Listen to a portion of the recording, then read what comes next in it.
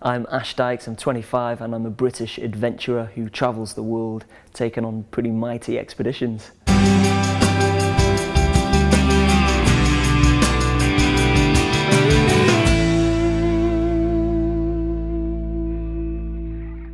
Yeah, I was brought up round here and I pretty much wanted to leave the UK to travel to see what was out there at the age of 16. I left when I was 19. I ventured around China. Obviously I had to save up a lot of money first, and then I started to get more into the adventurous and more wild things. Like I ended up buying a bicycle for £9–10. It was no gears, no suspension, you know, bog standard, and off we went. You know, we cycled over 1,000 miles. All the locals were saying it's not possible. We were chased by dogs, we were hit by mopeds, dodged by lorries. You know, it was a reckless cycle. But after that, that's what the catalyst was. After that, I just wanted to continue and continue. I've been to a lot of different places. There's been places that I've only gone to briefly, but there's been places that I've also gone to take on adventures where I've been there for a long time. In Burma, I was learning how to survive in the jungle with the Burmese hill tribe. I was also living and working in Thailand as a scuba diving instructor and Muay Thai fighter on 2 different islands, and then I hopped off to Australia to do cycles, to do hitchhiking, trek the Himalayas. So they kind of started getting bigger and better, these adventures, and that's what kind of spurred on Mongolia and then on to Madagascar. Yeah, Mongolia, so this was a world first solo and unsupported trek. There was evidence to suggest that someone had attempted. He was a soldier, a desert explorer, but he was evacuated just after the halfway point.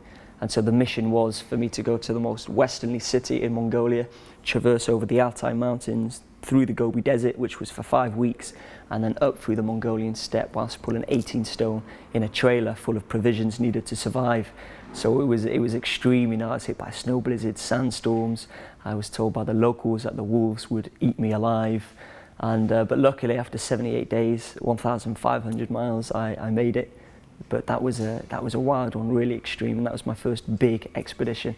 In Madagascar, so this also was a world first to actually traverse the entire length of the island. Bearing in mind it's the 4th largest, 2.5 times the size of the UK in landmass. And this was to summit the 8 of the highest mountains following the central ridge that lies central east of the island. And it was from savanna, tropical dry forest, jungle, mountains, desert. So it was really extreme as well. And this one almost took twice as long, even though it was 100 miles extra. It took 155 days to complete. Yeah, there's been a lot of near misses throughout the 6 years of traveling. You know, I was scuba diving and I almost ascended on a big man-of-war type jellyfish. I was bitten by a spider in 2 different areas in Madagascar. I caught the deadliest form of malaria. I've been rammed down by bulls. I've been hit by lorries. It's been scary at times, you know, really out of my comfort zone. But you learn from this, you know. If you survive it, of course, you learn from it and you develop from it, and you try never to make the same mistake twice. So I'm learning every time. Oh, there's so much footage and so many stories that I've got. It is crazy because that has been 6–7 years now that I've been traveling, and it's been full on, you know, constant adventures. There was times where, you know, we tried crossing rivers and this river's fully flooded that we had to use natural resources to build a raft, you know, just bamboo leaves. There was times where we'd just been stuck on the mountains, unable to find our way off. Times where we almost lost our photographer to a river, and it was at nighttime crossing, fully flooded. It was the cyclone season, so we were hit by a massive storm, and she was just hanging off the hands of me and Max, you know. And if we let her go, if her head was lucky enough not to hit one of the rocks, she would have been washed down into the croc-infested river anyway. So it was lots of scary moments, but as I say, you know, they develop you and you improve, always looking to develop yourself and get better at what you do. Like with any line of career, I suppose, looking to always climb the ladder. So when we were traversing Madagascar, there was the highest mountain called Maramakocho, and it's taboo to walk up there without taking a cockerel, and it has to be white. And they say if you take this white cockerel up the mountain, it keeps away the bad spirits of the forest. So this cockerel named Gertrude was actually in my backpack for 2.5 weeks, because we weren't just trekking the highest, of course. We had another 2 in that particular national park. So 2.5 weeks we had to look after him, keep him alive.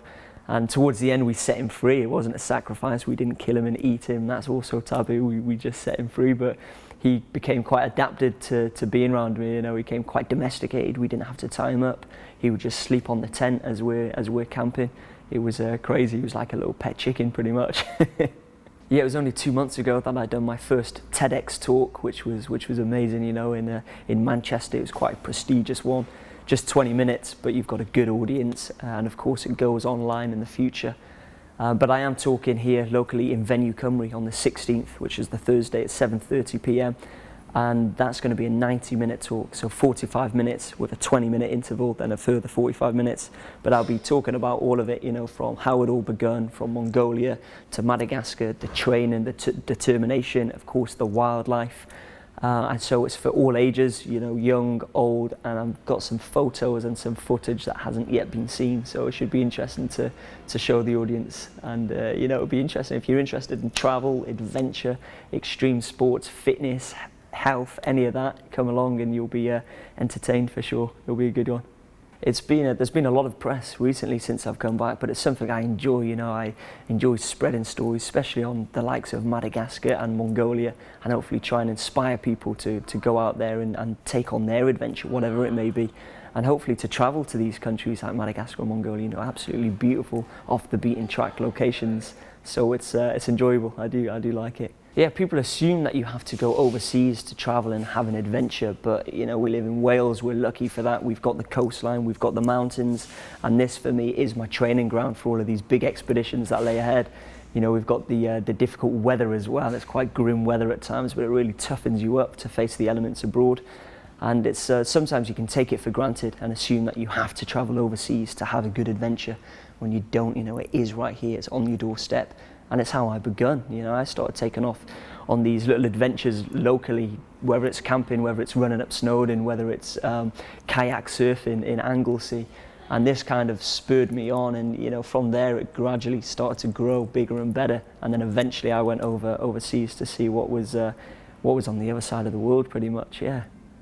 Thursday the 16th at 7:30 p.m. I'll be speaking here locally at Conwy. If you want to come along, if you want to book and hear some interesting stories, the link's below, and for you to book. See you there.